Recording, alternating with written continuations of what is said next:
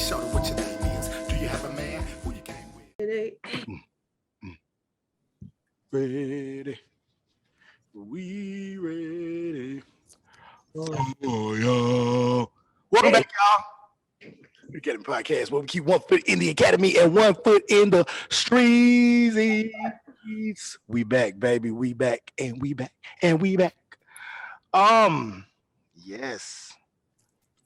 We back here at it again. Another episode. Part 2 in our Talking about series. Talking about sex.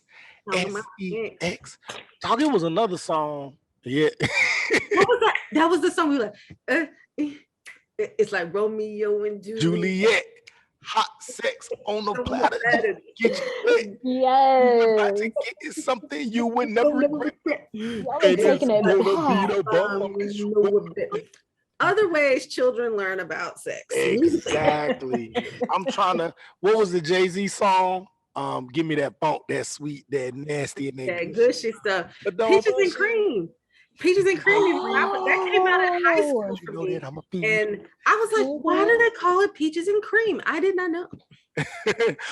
Doing it. Well, that video made me very uncomfortable as a 4th grader. I remember when it came out. Why was you watching that in the 4th grade? Because it was popular. Why not watch it? I don't remember the video at all. I also remember, Left Eye with her condom on her eye. And I'd be like, condom, I think that's like something sex related. And that's not okay. And thinking not okay, but thinking like, oh, there's something with that as a child. I remember that like 1st, 2nd grade. Another one when Waterfalls came out, they were like, three-letter word took him to. I'm totally but his final resting place. I thought that the 3-letter word was sex. I didn't know that it was HIV. For real? What is it not HIV? This whole time I thought it was sex. No, it's HIV. Yeah. Wow. Learn something new every day. This whole time I was thinking it was sex. Yeah, it was HIV. His final you know what song was really, this song did teach me a lot about sex, unfortunately. You don't know now. That run up in your high. Trina's part taught me so much about women, bro. Like I was like, I don't remember her part like that. 6 best friends, and you don't know now. What was her part? I remember her part. That have been the places I've been, that have spent the grains that I spent. Yeah, but that's the chorus. 5 or 6 best friends. That's the chorus. Do all this other kind of stuff. Yeah. They're like a rough. They won't stop till they get enough. And actually, for me, it was I wanna lick you from your head to your toes, and I wanna move from the bed down to the floor, and I wanna you make so good, I don't wanna leave, but I gotta let no know what you're meant to see. Oh, this was a big one for me too. Take me off. Show me what you got. Cause I don't want no 1 minute, man. That was let me tell you why that was so big in high school. Because a lot of us ain't know what we was doing, ain't know what we was talking about.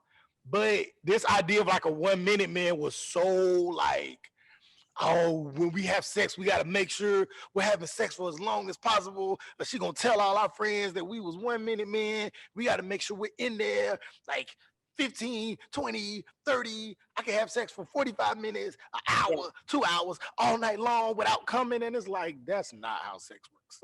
I thought that was how sex worked because so many songs have been about like being all night long. And stuff like that is, I don't know who's doing it all night long, but it depends on what you're doing because you can be doing foreplay. You can be doing that's right. True. You got but foreplay. It's just like all night long. It's just like all night long. Women's like vagina. No, you can't. Maybe it's me. Maybe it's an unpopular opinion, but I need to go to work. I need to go to school.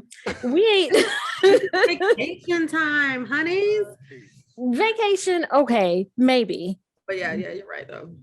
Yeah. And maybe y'all could, maybe y'all could respond to this, but women's vaginal areas get like dry after a while, and you can't just continue to like down or whatever, or See, without doing it so that's the thing. in the same area for a long, it hurts. It gets sore. All that. Absolutely. But also it's like the question is, what type of sex are we talking about? What type of sex? Right. For sure. If you're talking about all night long, it's a whole lot of things you can be doing for many hours that, won't be painful. So all of this is to say, we've learned about sex through music, through all kinds of different channels. There's no one way that people seem to all collectively learn about sex. And so that's what we started off with our last episode. So we already kind of did our Off the Georgia Dome with our first part one of this. And so we're kind of just going to get straight into the conversation this time. Where we left last time was all of our different takeout boxes. If you recall, John mentioned his daughter. So John, of the three of us, is the only one with a child, with a seed currently, which means we know that he has been engaged in the act before. So anyway, for Jackie and I suppose we don't know. Yes, it was just that time. It was just that one time. It was that one time. It was that one time. But anyway, oh no. No. Because of some, I don't know how it happened.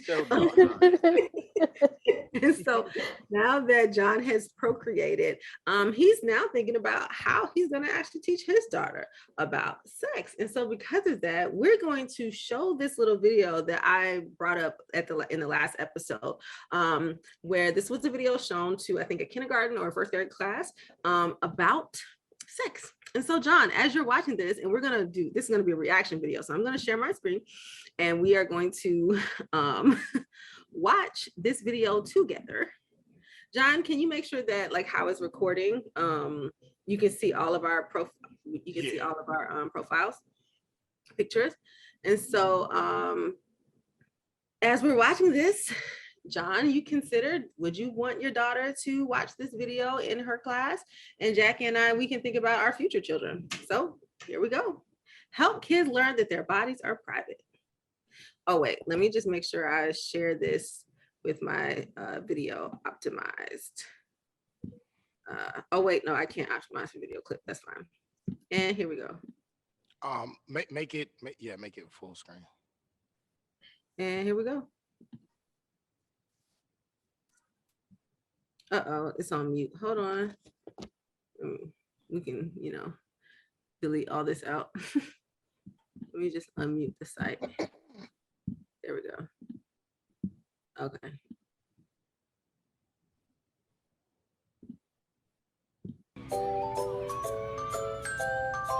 Pass it, Squeaks. Whoa, watch it. You almost hit me in the pee-pee. What's so funny, you two? He said pee-pee. Do you notice that when you say pee-pee, you giggle, but when you say penis, you say it in a serious voice? I never noticed that before. Some children and adults feel uncomfortable when they talk about their private parts, so they make up cute or funny names for them. What's one for a girl's private parts? Vajayjay! But what does Scoops mean when he says vajayjay? He means vulva. That's right, Kayla. It's important to use the proper words for our private parts. Why? Because our private parts are just as amazing as our hearts, lungs, brains, or any other of our amazing body parts. But our hearts pump blood, our lungs breathe, and our brains think. All our private parts do is pee. That's not entirely true, Scoops. It is true that a person pees or urinates through a hole called the urethra in the penis. Does everyone have a urethra? They do. It can be harder to see, but girls have a tiny hole in the front of the vulva where urine comes out from their urethra. Urination is actually very important. It helps us get rid of waste, stuff our body doesn't need. Hey, how come my penis gets big sometimes and points up in the air? That's called an erection. Sometimes I touch my penis because it feels good. Sometimes when I'm in my bath or when Mom puts me to bed, I like to touch my vulva too. You have a clitoris there, Kayla, that probably feels good to touch the same way Keith's penis feels good when he touches it. But have you ever noticed that older kids and grown-ups don't touch their private parts in public? They don't? That's right, Keith. It's okay to touch yourself and see how different body parts feel, but it's best to only do it in private. Well, If private parts are so special, why do you cover them up? Because they are private, silly. That's right, Kayla, because they are private. Hey, Squeaks, pass it. Wait. Okay, I'm ready. All right, friends. That actually wasn't bad. Yeah. What do you What I was expecting, it wasn't bad. The world's most advanced. What do you think? John, you being the one with the child, how do you feel about that being shown to your daughter? I mean, depending on the age, but yeah, I didn't really see much. I didn't see anything wrong with it. I think, I don't know. Yeah, there was nothing there I wouldn't want her at some point to see. Maybe it depends on the age, but at some point I would want her to know about everything that they talked about. I did think Homeboy came out of left field talking about sometimes my penis gets big. Like they were talking about peeing. They were talking about peeing, and then he was like, "Well, sometimes." I thought that was an odd transition. Stands up straight, and then he said, "Like sometimes I enjoy touching it." Yeah, but I mean, it's real. It is. I mean, I guess kids be saying that's why they have that show. Kids say the darndest things, and we'll talk about the host, I guess. But yeah, you know, kids. Yeah, it was cool with me. I was cool. Kids, they be just saying stuff, I guess. Well, then, so let me just. It was to first graders, and so what grade is your daughter in? She's pre-K. She's pre-K in August. So in like a few years, like you would be totally fine with her teacher showing her that video. Oh, without like letting you all know or anything. Oh no, you definitely got to let me know for sure. Mm-hmm. But yeah, I don't know. Maybe some parts of the video, not all parts. In first grade. Yeah. I think in general, this is, speaking from the perspective of like having been in the classroom as a teacher, I think that there are a lot of things that teachers like automatically become responsible for just because they are in front of kids all the time. But when I think about like the training and stuff, like a lot of that you just like pick up and say like this worked, so I'll try it again. This other thing didn't work, so I won't try it again. I think as a parent, you don't know where the teacher falls on the spectrum. Like you don't know what they're going to say as it relates to that video. You don't know if they've been trained. Like those are all questions that I would want to have answered, not just as a teacher, just like if anyone is going to have that conversation with my kid, like I would want to be comfortable with what is being said. Because for all I know, they could be like, everything in the video is on. Just touch yourself whenever you want. Like if you're out in public. And I'm like, but you just got to make sure that people are going to say things that you would reinforce at home as a parent. And I was gonna say, you could tell the video is very sex positive because it said that you can touch yourself when you're in private. And that actually goes against what a lot of us may have been taught when we were growing up, which was you're not supposed to touch yourself, or you shouldn't masturbate, or if you do get excited, that's not a good thing, or control your urges. And they was like, yeah, you can do it in private, but don't do it in public. We as children all grew up on a certain show, the Cosby Show. And I know our last episode I mentioned like learn about sex because Mr. and Mr. Cosby, they would go off and they, the scene would close and, characters, we learn a lot through characters, and then we have to separate the characters from the actors. So with that, a certain gentleman was released from jail last week. Off of some sexually deviant behavior. Let's talk about it. How do we feel? What do we think? I feel like there might be some strong opinions amongst us. This is where it can get murky. I'm sorry. You was about to say something. No, I have seen the vast array strong opinions on both sides. Like the he's totally innocent and he should never been in jail, to the he's totally guilty, he should be under the jail, to stuff in between. And I have managed to sidestep that conversation for the whole time until now. I was gonna say Here we until go. now. Here we go. Here we go. You got to we come go. with it now. Academician, let us hear your thoughts. He said he drugged women and had sexual contact with them. That to me is not consent. That to me is an admission of guilt. So that's where I stand. Okay. So should he be in the big house or should he be in his own house? So that's like a whole different, like Big houses. Like this a whole different conversation that we should have at some point. But you know, as someone who is learning what it means to adopt like an abolitionist frame, I have to grapple with not wanting anyone to be in jail. Like, what does that mean for someone to be held accountable other than them being put in a cage? What does that mean to like restore a relationship and restore people to not practicing pathological behaviors without them being in a cage? So those are my thoughts. What does that mean for him in particular? Should he be in the big house versus his own house?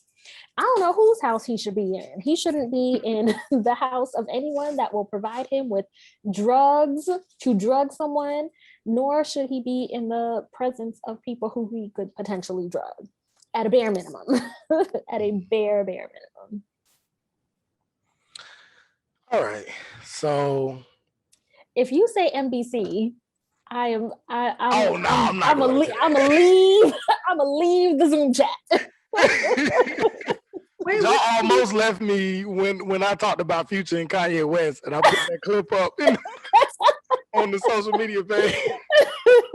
And Jackie was like, "I'm about to flip these tables over if he say nobody is his name one more time." Dirty Sprite 3 mixtape dropping soon. Oh Lord.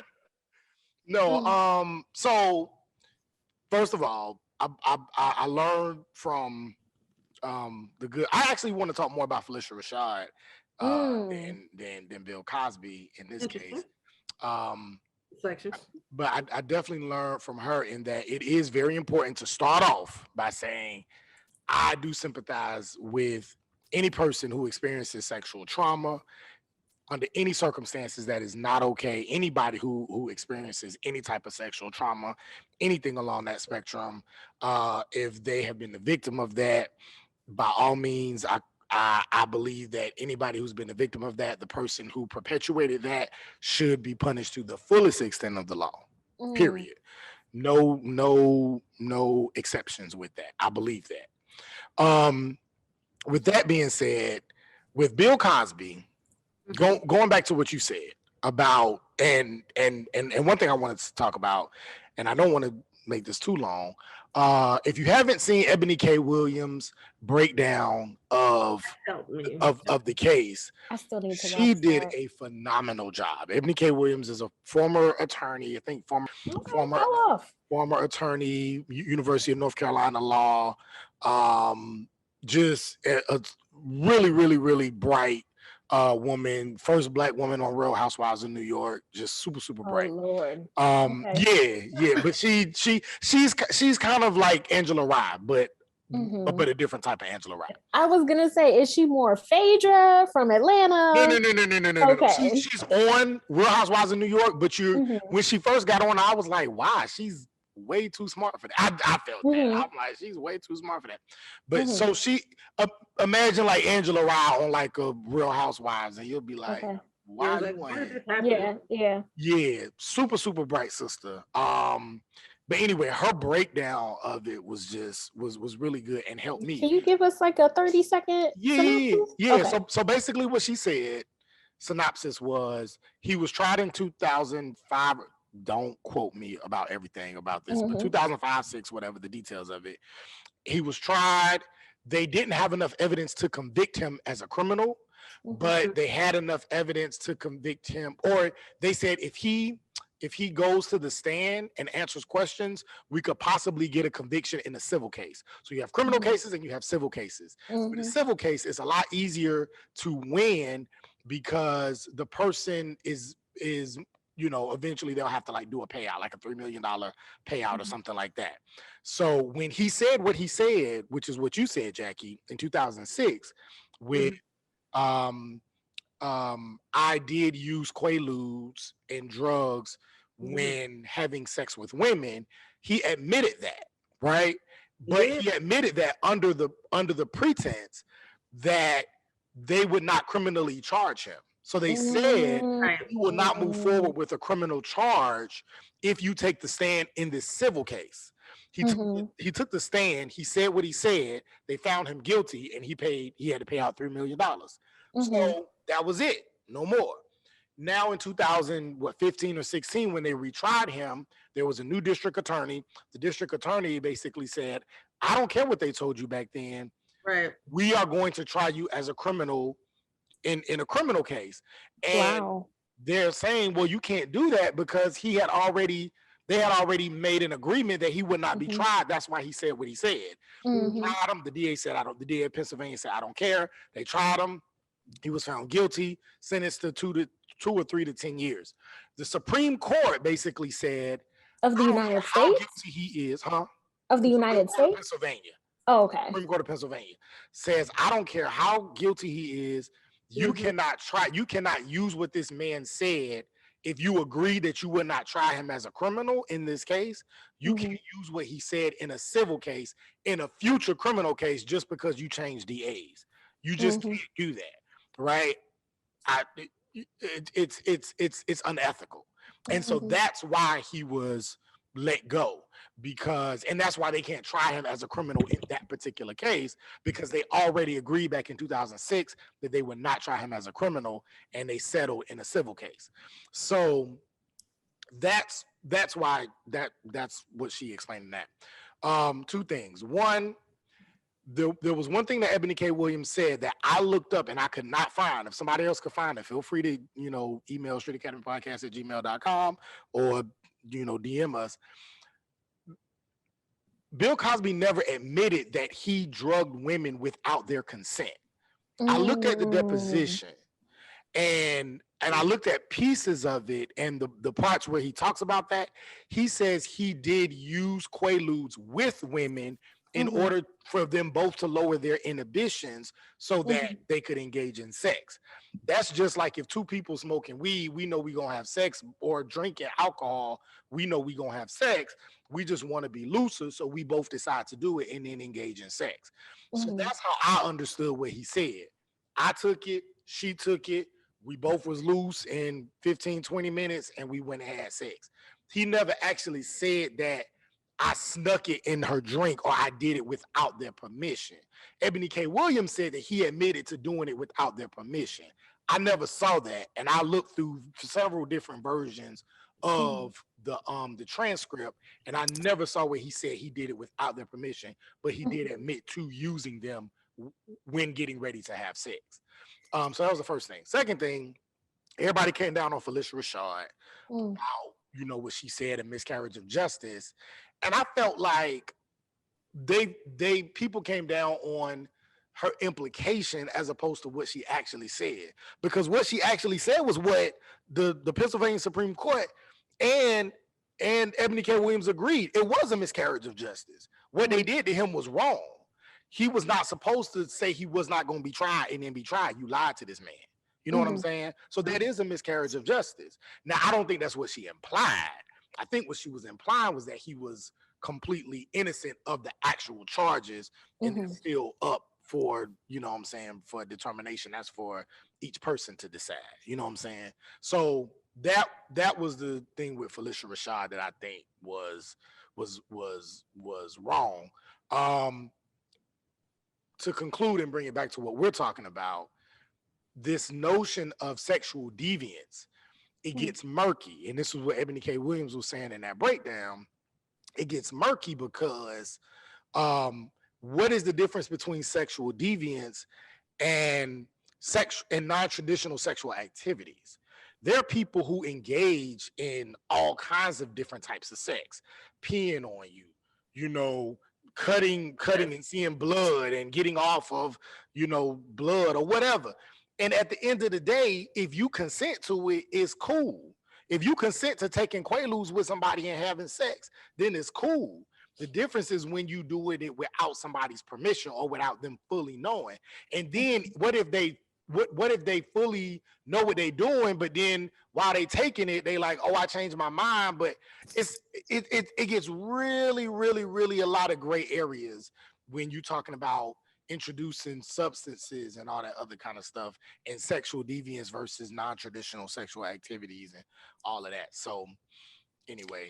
I mean, I think you're onto something with in terms of like consent, because I would say that the line between sexual deviance and like non-traditional sexual activity is consent. Like if you agree to do something, then hey, if you want to I just flash back to Huey from the Boondocks, who was like, when I see pee, I move.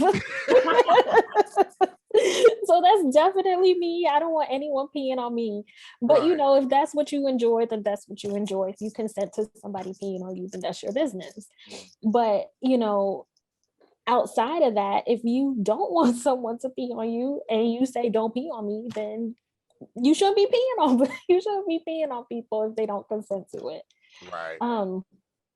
I do think that the point about the substances is well taken though, because depending on the substance you take, like you might respond in a certain way. Like I have a friend who, well, two friends, and one smokes all the time, the other one doesn't. And so one day he was out there, I think he might have had like an edible or whatever it might have been, but the other friend was like, all right, well, I'm a you know, do this with you. Not necessarily on like a sexual tip, just like, we're here, we have this weed, we're going to go ahead and do it. And so her response to it, like once it actually got in her system, was she started to like panic and like she was like, I'm gonna die. Like, and I've heard different people have that response to weed or to you like to other drugs or whatever. Just like, I don't know what's going on. I'm panicking. Like, I need to go to the hospital, like whatever it might be. And so it does get super murky, because if y'all are in like a clear, lucid state of mind, and then you do something to alter your thinking as far as like a substance, then consent is really murky, because in that altered state, you might be like, no, I don't consent, or yes, I do consent. And I don't know if like, I don't know, it has the potential to get really murky. Let me tell y'all, the consent is such an interesting concept. I feel like it's one of those things that people need to find it's like a minimum, right? It's just like, it's just like how people, I feel like growing up in the church, people say, well, what's the least I can do to, or it's like, what's the max I can do to not be considered sinful or whatever. So it's just like, you're not really trying to like, it's like, it's not so much, it's like, what's the least I can do to still be able to do this thing? I feel like there's a flip to say like, what is an experience that is good and right and true or something? But it's just like, well, let me at least get consent for this thing. And I say that because I'm just like, I don't want a situation where I have to like question consent so much. It's like, if I'm concerned about the person's consent in a moment, then I want to go ahead and release that. Like, I don't want that to be such a thin line. If it's gray, then it's black, or it's white. You know, it's like, it's done. Like the moment that that's in question, because this goes back to what our definition of sex is or could be. It's just like, is it supposed to be this really like pleasurable experience? And in the moment where it becomes like, even in question for somebody, it's like this now takes me out of the pleasure zone.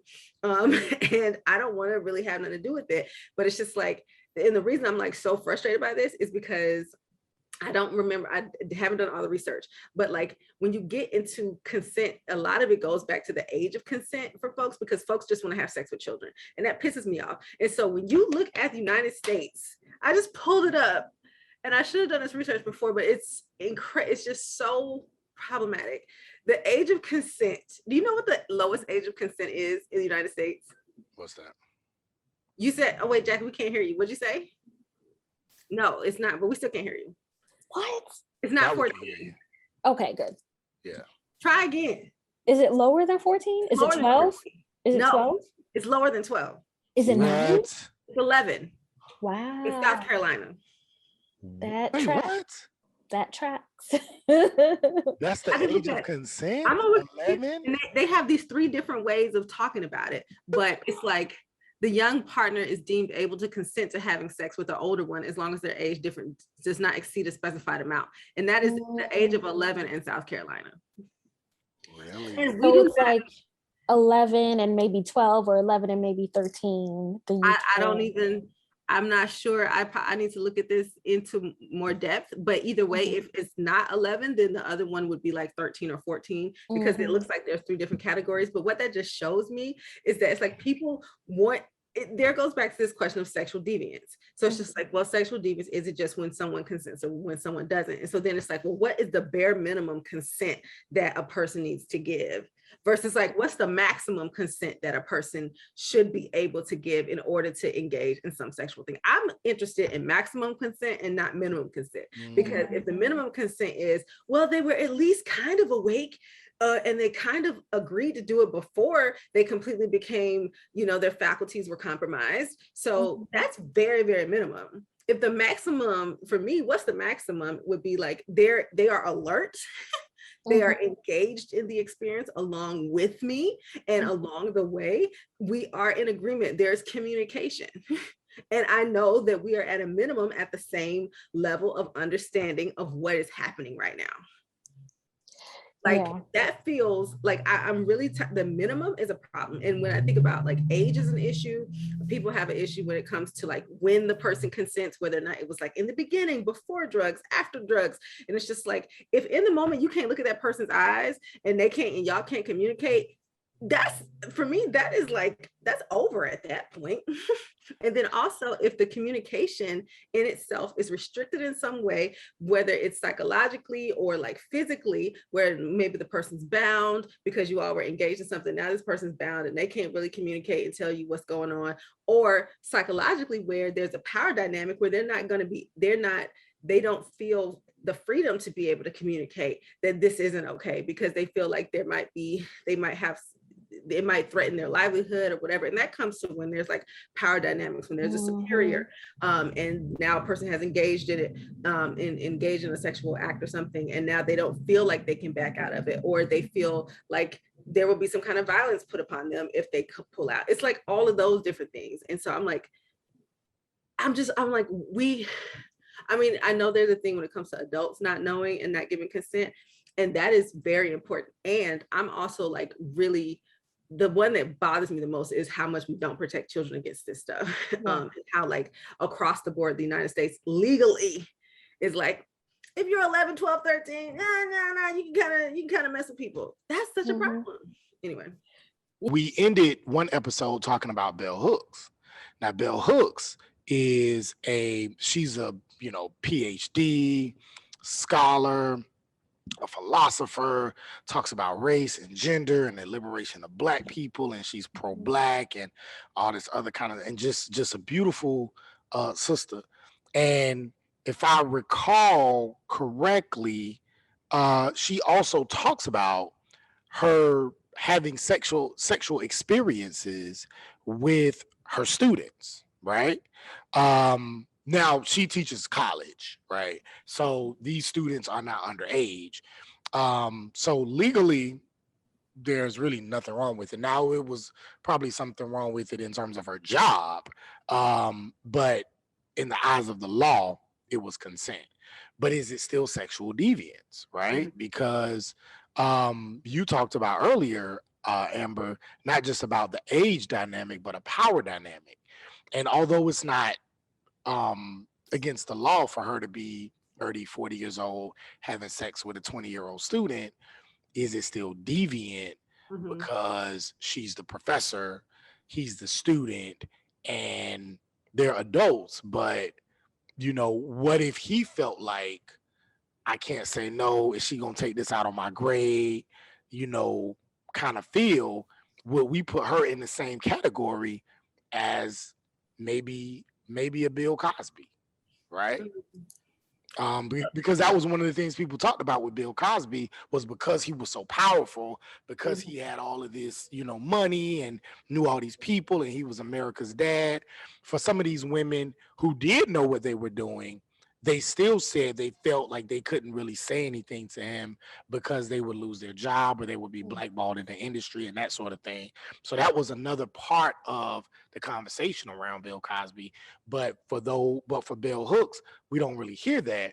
And I think either Jackie or Amber, you mentioned, sometimes the way in which these conversations are couched, and the way in which we talk about them, Bell Hooks is able to intellectualize it. She's able to make it sound so scientific, so historical, gender free, whatever. What's up?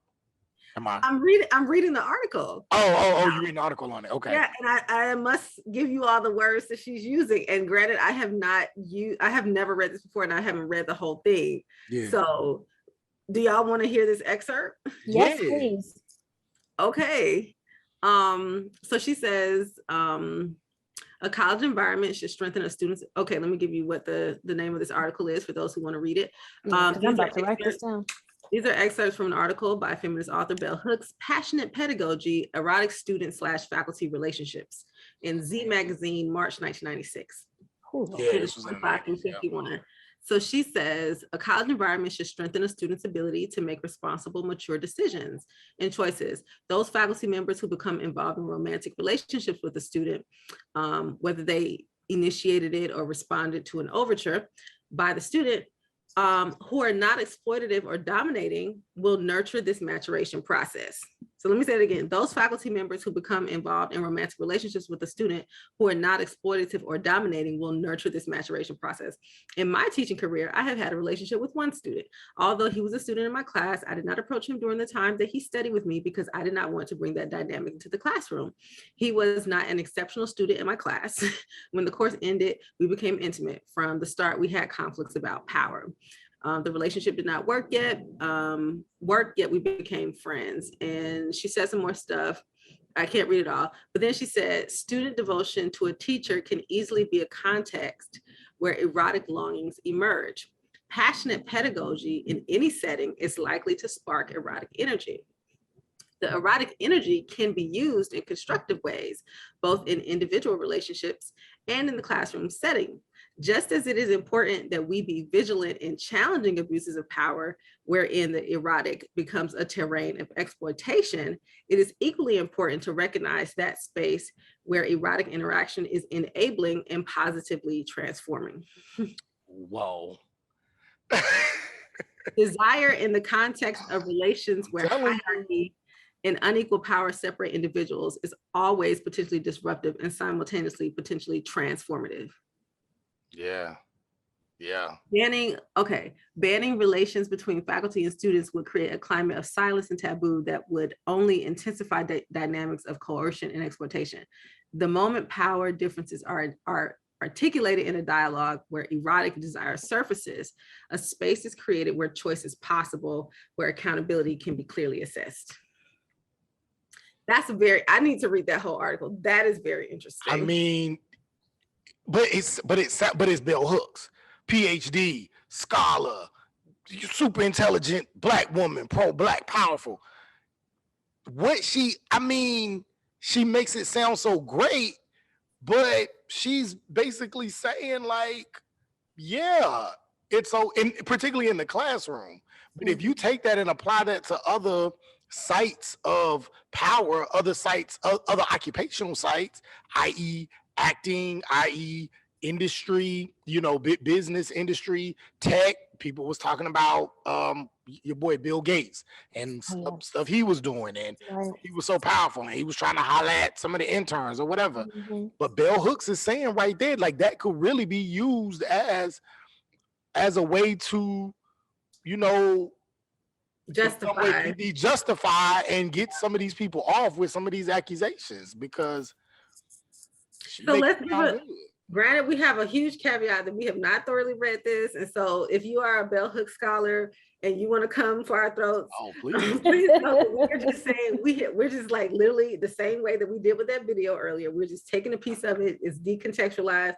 We didn't read any work before or after it. And so just to do like the academic justice part of it, we're just like picking a piece of it and we haven't really seen the whole thing. And yet we could see how someone could take that and just run with it. And it's kind of giving me some age ain't nothing but a number vibes, some Seems Like a Wreck vibes, because it's couched in this beautiful like this thing that followers will appreciate. So for R. Kelly, his pedophilia and passion, his pedophilic passions were couched in, you know, nice melodies, and rhythms and beats that were there, and yet people couldn't deny it, or people would not deny it because of his skill and his musical ability. And so in this instance, if we wanted to say that Bell Hooks was doing the same thing, she's couching it in her intellectualism.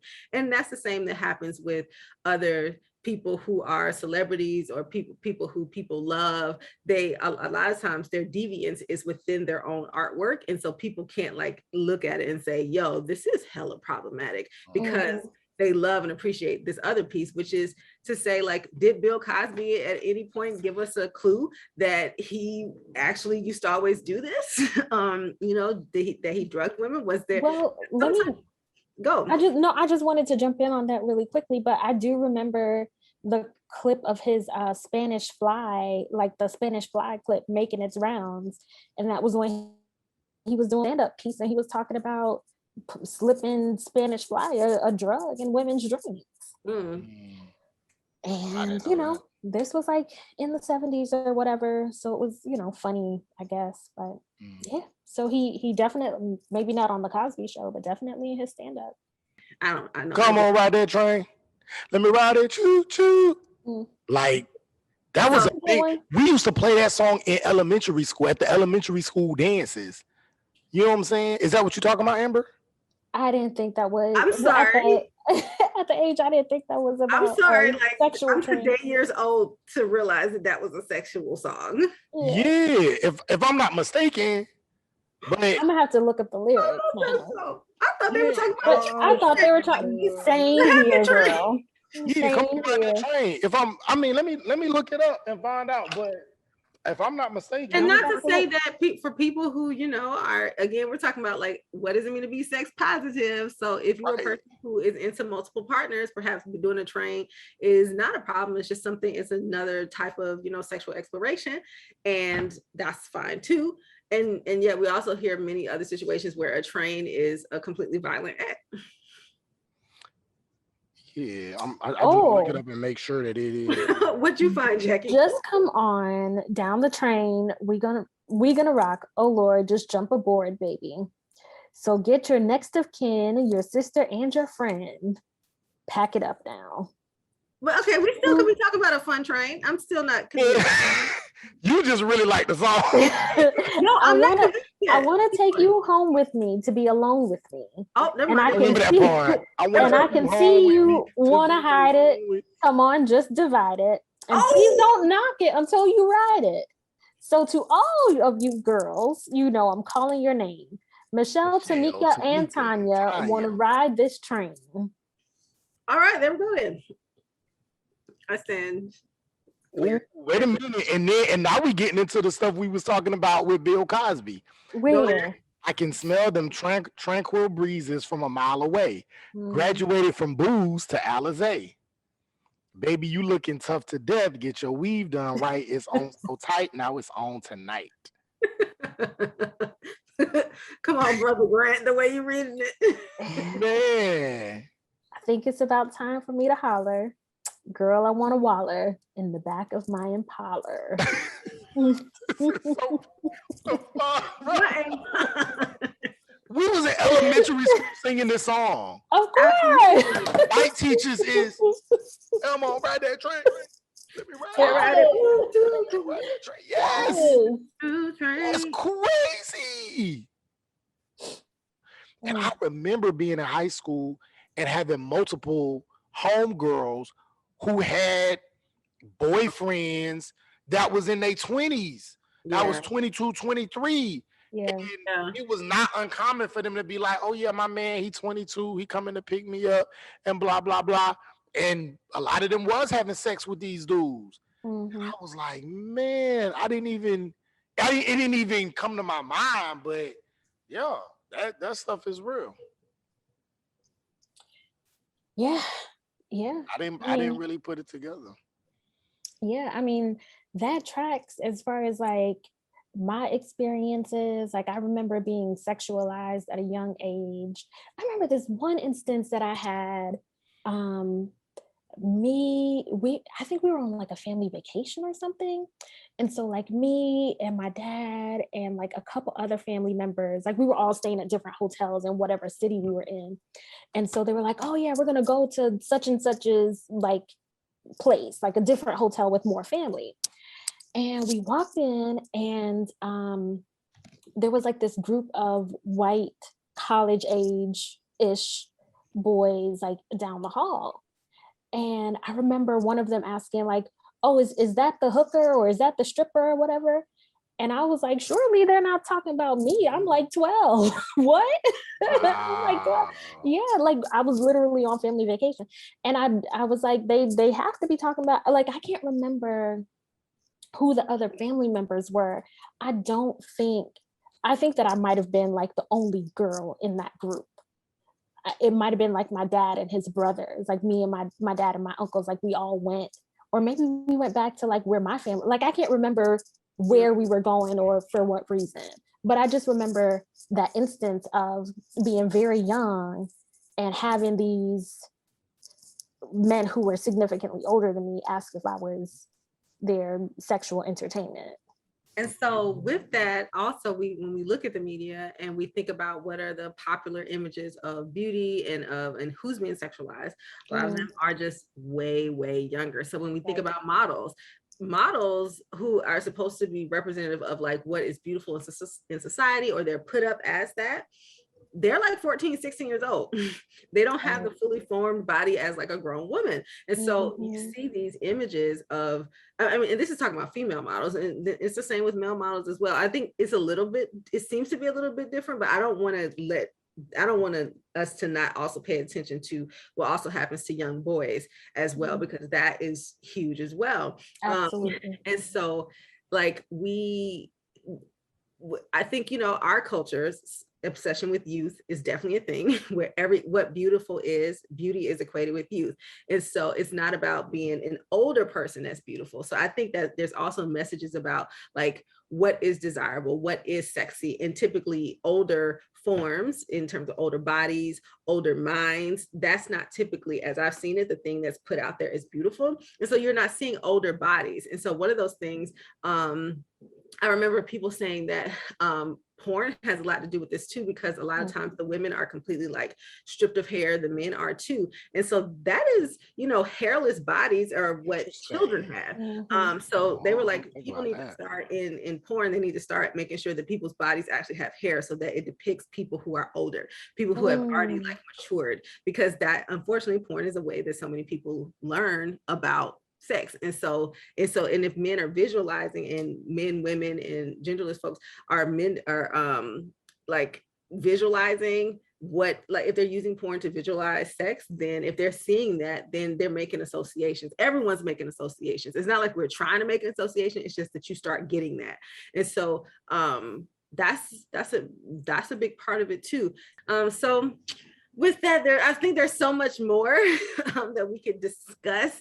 This is just part 2 of our sexual series. I feel like it can keep going and going and going. We do want to have a sex expert here to be able to discuss some of our questions related to sex and to begin to get into these things a little bit more. So we do hope that will probably be a part 3 or a part 4. There will definitely be more to come about this. So with that, what are our takeout boxes from this episode, from part 2? What are y'all thinking? Man, free Bill Cosby, but put him somewhere. Something is still weird about it. So I'm about free Bill Cosby because the way they did it was injustice. Yes. Sure. Okay. The way they did it was injustice, but I'm still not okay with what he's been accused of. and some of the things around sexual misbehavior that it appears that he even in the things that he admitted was definitely, you know, a level of sexual misbehavior. So there was it was almost justice and injustice still at the same time a little bit. You know what I'm saying? So yeah. You know, this isn't quite the takeout box, but I was thinking about it earlier when you first brought it up. He initially had a Black woman attorney who I thought was just like super smart. Talking about the sister from Howard. What was her name? Monique Presley. Yes. Yes. Super brilliant. That sister is brilliant. Oh man. Yes. Bad sister. And I remember her being on an interview. She might have been being interviewed by Mark Lamont Hill. And so, you know, two super smart people together, like they were going. But this was back when she was defending him. And the questions were like, how could you defend him?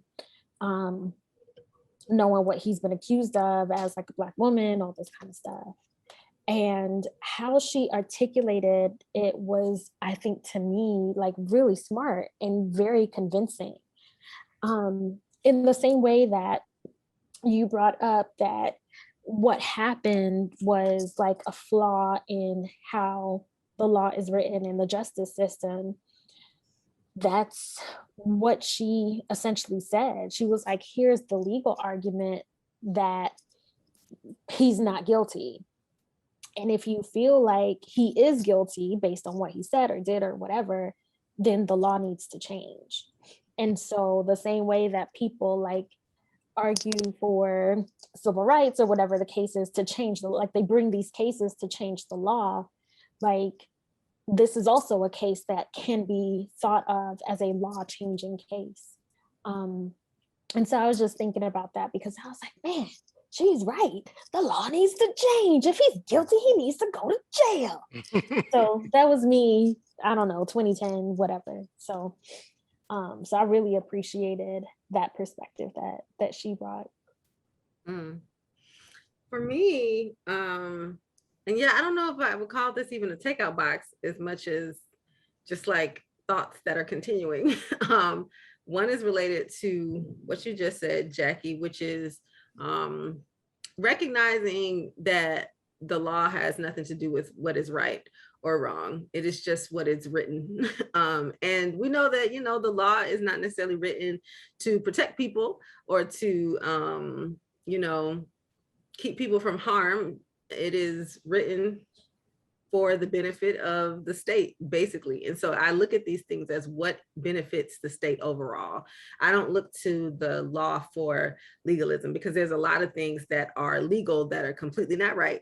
And there's a lot of things that are illegal that seem that, you know, are completely based in a racial history and trying to just criminalize folks. So even if we look at just Sha'Carri and the whole issue with, you know, weed and it's well, with her having smoked some weed, it's just like, come on. So one group of people can sell it and it'd be fine, and another person smoke it and it's now going to keep her from, or I mean, we know now that she's going to be able to go, but still, it's even the idea of that is just kind of crazy. So I try not to look to the law for any kind of as a moral compass at all. So when I look at a person who is in the system of it and who is now a participant in it,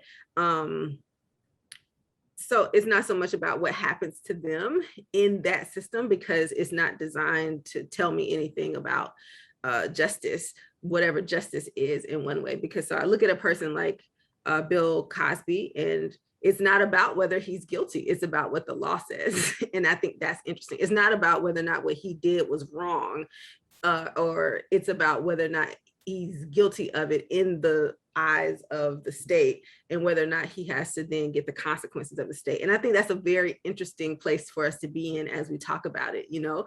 So, and the reason that's interesting is because when you go back to this question of age of consent, according to the law, you can have sex or something with an 11-year-old or a 12-year-old, 13-year-old. And as long as they were okay with it, then it might just be considered statutory, you know? And so it's just like, but this wasn't okay though. You 25, 35, 45-year-old person having, you know, sexual intercourse with somebody who we would deem a child. So in the eyes of the state, it's just like it's legal. So I can't look at that at all. So it goes back to just what my own personal beliefs are. So when I look at cases like these, it's just, it reminds me that I cannot look to the law to tell me a lot of things.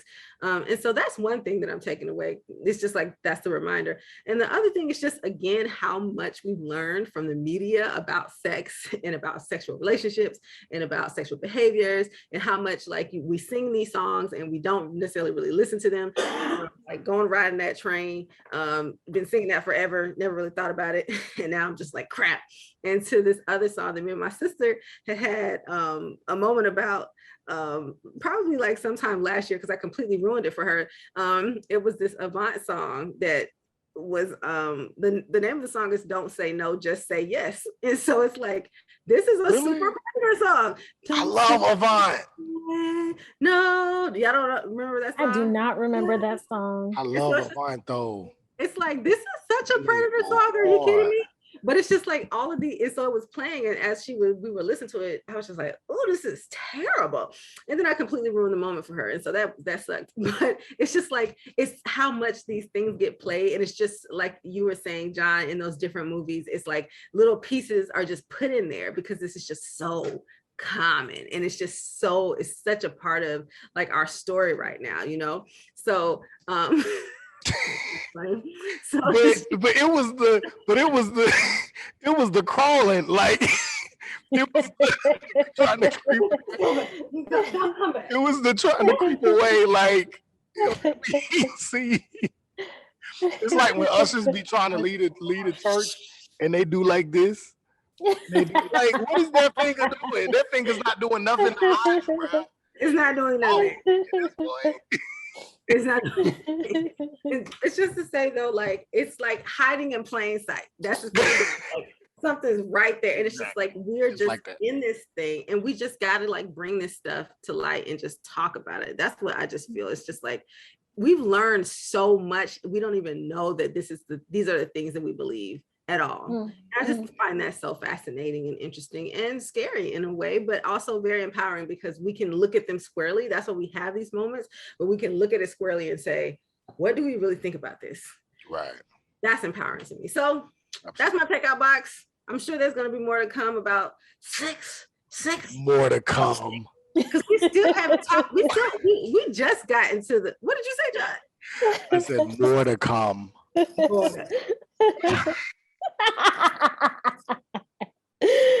Told you from the last episode, there's gonna be sexual. This is allowing me to be who y'all. This is who I am for real. I love it. Inappropriate. If y'all can see the memes that I've screenshot in my phone. Be whoever you are. You know, I knew from the moment you said friends over living single that you were, you know. Listen, I just. Yeah, very inappropriate, very sexual innuendos that go through. I'm into it constantly.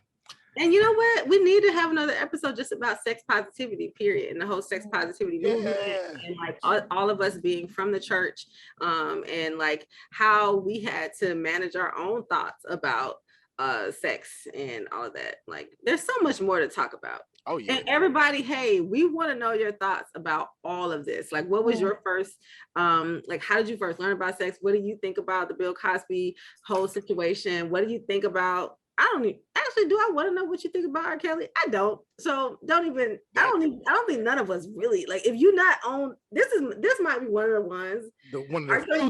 Like, this is one of the ones where if you are on another side, besides I'm not saying he needs to rot in jail, because just like Jackie, I don't believe in this whole carceral system. It's highly problematic. I do think he needs to make some kind of recompense. I don't know what it's going to look like, but I might make an exception for him.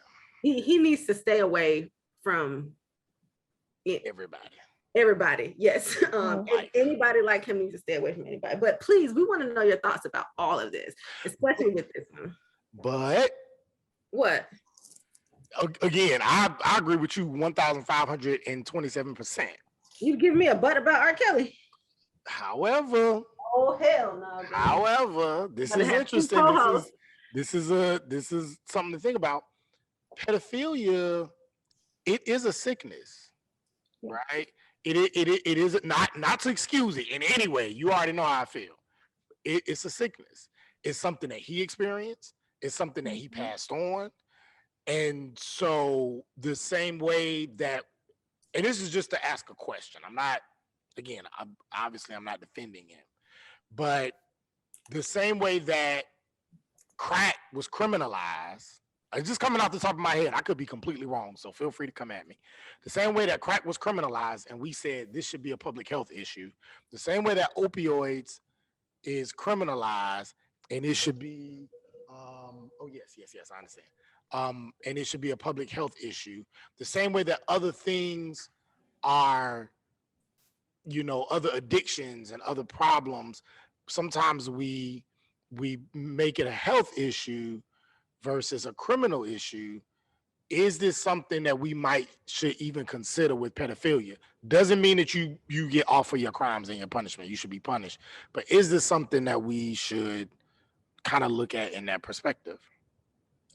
I agree with that for sure. I mean, I think that a lot of he was wrong, but he was also sick too. Yeah, a lot of the stance of abolitionists and abolition is that these things that are criminalized should not be crimes. Like, they are things that people need help with. It would have been wonderful for someone to intervene with R. Kelly like 20, 30 years ago. Like, how many victims would it have saved at that point? And I think at this point, even though he's in jail or maybe out of jail because of COVID, I don't know. I don't keep up with him. Ask me if I think about him. I don't. No. But, I'm sure that he continues to victimize people, whether that's physically or has some kind of psychological hold on them. But he definitely needs someone trained to intervene with him and, offer him some assistance to not continue doing what he has done for such a long time. Yeah, I absolutely believe it's a public health issue. I absolutely believe that, because this is a mental health crisis. And it's the same with white supremacy as well. It is also a public health, mental health issue, because it's dealing with the fear of white people. I don't know if the fear that white people have in their inability to process their anger and their fear. And so then they end up inflicting violence upon those who they are afraid of. So there's that. And yet our society is not capable at this point of having any kind of actual, like, effective accountability system. Yeah. So, like, even when it comes to what it means to be a criminal, and in America, like, I guess I would just say, like, the criminal code of, like, all of the ways that, for something to be criminalized, again, going back to what I was saying earlier, it has nothing to do with whether it's right or wrong. Mm-hmm. So it's just about what benefits the country, what benefits the state. And so that's why pedophilia at this point is not completely criminalized, because this is also an industry. And it's also so many people who are in power actually are pedophiles, and they talk about it. And so it's just like, it's not quite criminalized for real. It's kind of criminalized, but not. That's why we see the age of consent is as low as it is. Right. And so for me, and it's the same with the crack epidemic and all of these other things. Like, what is criminalized is very specific. So I wouldn't use that as, again, it's like, I can't use that as like the measuring stick for real. I do feel like it's a public health issue, absolutely. And it is something that people who have full knowledge of it being both, something deviant and something illegal, that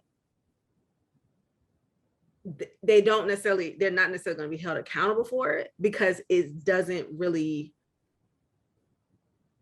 there's really no real consequences for it. I mean, there are some kind of consequences for it, but I just have to grapple with my thoughts about that too. Like, it's people aren't afraid to have sex with children. They're not. It's not as covert in some ways, I think, as even like selling drugs. Mm, mhm. You know, it's like it's bad, but then people still do it, and there's so many, just like in the like you just said, John, in the movies they have these little things about it. Like it's like, you know, he 20 something, she's like 14, 15, and it's like, even with, I remember when we were talking about the whole thing with Diddy and his first the mother of his first son, she was like 16, 15, something like that, and he was like 22, 23 or something like that. That happened. That's why, like, I don't know, like it's I think it is, I can't necessarily just label it criminal. It's just flat out wrong in the way our society actually like addresses people who are doing things to hurt generations of people. If we actually had something to do, like if we actually had a way to address that, then I would say, yes, let's do that for these people, because clearly they need help. Right.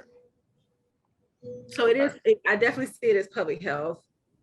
And also they must be stopped immediately, because this is like, it's just creating generations and generations of problems. Gotcha. There's so much with that. Yeah, I just want to go ahead because I know we got to bounce out really quickly. I just want to make sure how y'all feel. Everybody good? Hearts and minds. I don't know. I'm not good no more. I mean, I don't want the Beehive to come for me. I've seen what they can do, but can we talk about Diddy without talking about Jay-Z and Beyonce? Listen. I mean, that's the thing.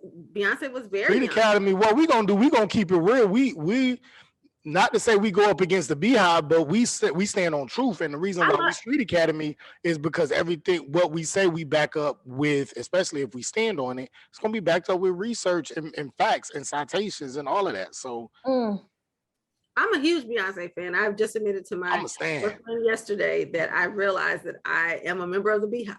And I have, you know, she was very young when they first started. Like she had to be like 17, 18, 19, whatever. And he was well into his 30s.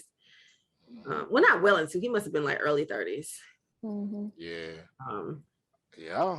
I mean, it was, people have talked about it. It was real. It was on the line though. I think she might have been 18, but it was like super close. And we have those conversations about Foxy Brown. There's ideas that Jay-Z and Foxy Brown did their thing. So it was, So we got. Y'all remember? Did we talk about this? Like, we did talk about it. Like when Lil' Kim did that cover where she had her like legs wide open or whatever. She was like 17, 16, 17. She was underage. I don't think I realized that. She was underage. And when Foxy Brown, absolutely, she had said that in an interview recently. Like she was, and they were pushing her sexuality because she was trying to like do something different, but she was not even 18. I didn't know on that when she did that, and at that time that was like that was big. You look at the picture now, you see the face of a child. Yeah, I agree. Goodness. I did not. When you look at it now, it's like this is a child. You're right. He's a baby. This is absolutely a child. I didn't know that. I know Jackie gotta go because the laptop acting funny right now. But pray for it. Yeah, pray, send up prayers and supplication for Jackie's laptop and her dissertation. Amen. Yes. Hallelujah. Praise God. Yahweh. All right.